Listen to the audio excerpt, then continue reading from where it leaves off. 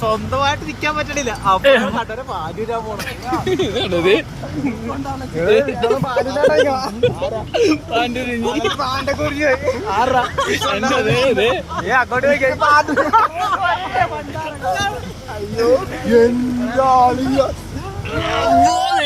ഇതുവരെ കണ്ടൊന്നും അല്ല. ഇതാണ് സീൻ. നടക്കേണ്ടി വരും. ഇവിടെ ബാലൻസ് ചെയ്യാൻ പറ്റില്ല.